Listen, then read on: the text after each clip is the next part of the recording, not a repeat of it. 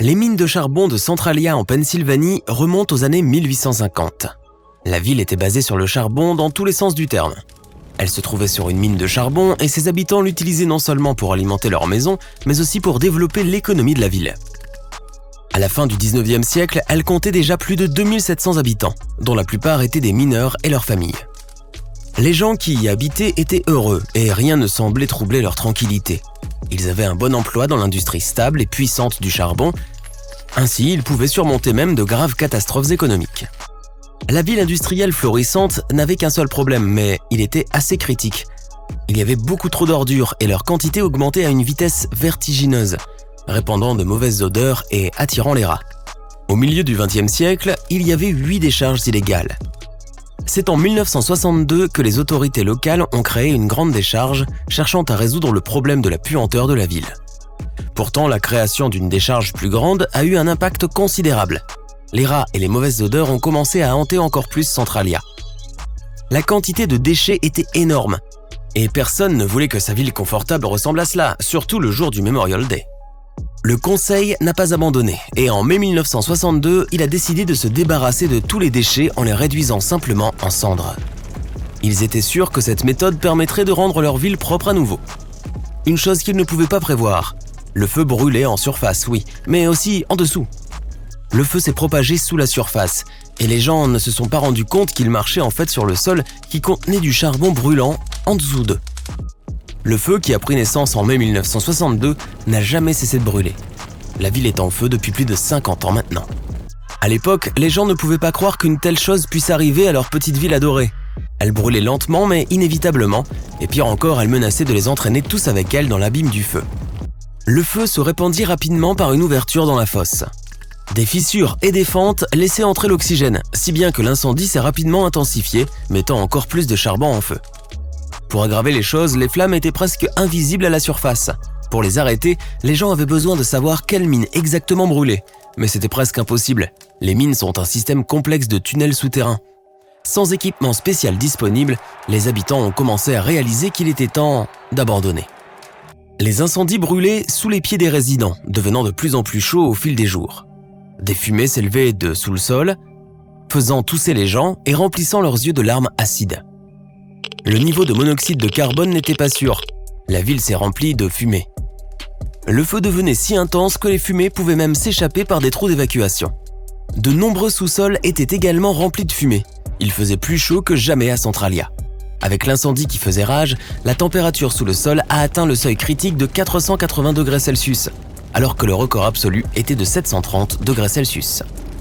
La vie des gens était en jeu. Apparemment, seules des mesures temporaires ont pu être prises pour arrêter l'incendie. Les mines brûleraient pendant un certain temps, puis les pompiers les noieraient avec de l'eau, ce qui n'a pas tout à fait permis de réaliser l'objectif. L'eau n'était pas un remède pour que Centralia brûle de l'intérieur. Le conseil local n'a pas réussi à éteindre le feu. Il ne restait donc rien d'autre à faire que de faire partir les gens de la ville autrefois prospère, qui est devenue extrêmement insalubre et dangereuse. Les mines devaient être fermées, ce qui mettait fin à l'économie de la ville. Les problèmes respiratoires, l'hypertension et même des problèmes tels que la dépression et l'anxiété hantaient les habitants et rendaient la vie dans cette ville presque impossible.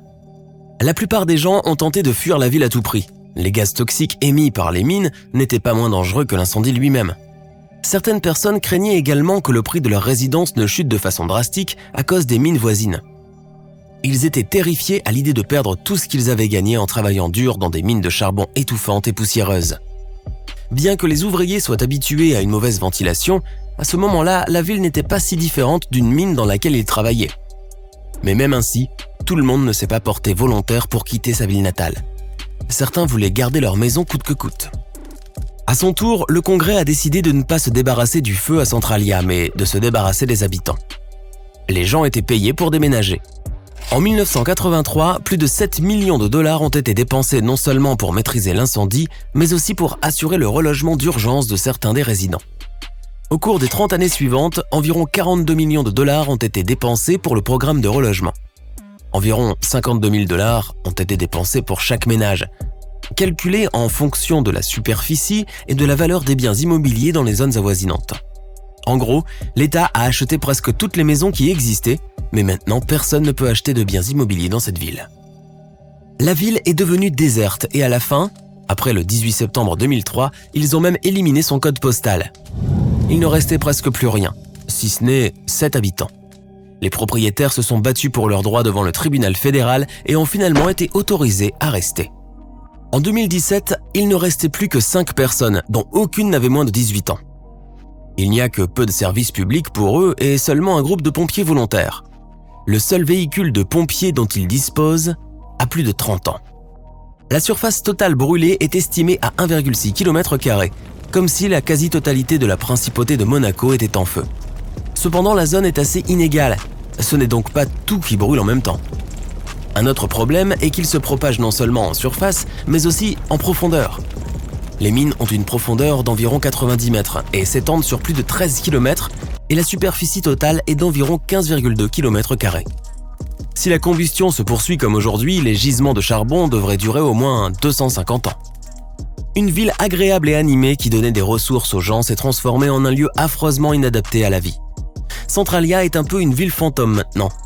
Ses rues sont désertes, la plupart des gens ont abandonné cet endroit il y a bien longtemps et il ne reste plus de bâtiments. Et pourtant, Centralia n'est pas le seul feu alimenté au charbon qui dure aussi longtemps. Les feux de charbon sont assez courants dans le monde entier. À Jharia, en Inde, les flammes souterraines ont été repérées pour la première fois en 1916. Étonnamment, plus de 80 000 personnes y vivent encore malgré les fumées. La source du feu est inconnue. Il pourrait avoir été causé par la foudre ou une autre catastrophe naturelle. Une ville en feu depuis plus d'un siècle n'est pas non plus un record. Les Burning Mountains australiennes sont en feu depuis environ 6 000 ans maintenant, et certains prétendent même que le feu existe depuis environ 15 000 ans déjà. Les montagnes ne brûlent pas, mais elles fument, car la fumée de soufre remonte à la surface par des fissures. Ces fissures maintiennent la zone en feu en permanence. L'air pénètre dans les trous et l'incendie ne s'arrête pas. Non seulement les fumées, mais aussi l'odeur ne te permettent pas d'y respirer. L'air sent le soufre, berk, et il est brûlant. Plus de 315 degrés Celsius à la surface et environ 1650 degrés Celsius sous le sol où le charbon brûle. Si tu as appris quelque chose de nouveau aujourd'hui, alors mets un like à cette vidéo et partage-la avec un ami. Et voici d'autres vidéos que tu devrais apprécier. Il te suffit de cliquer à gauche ou à droite et de rester du côté sympa de la vie.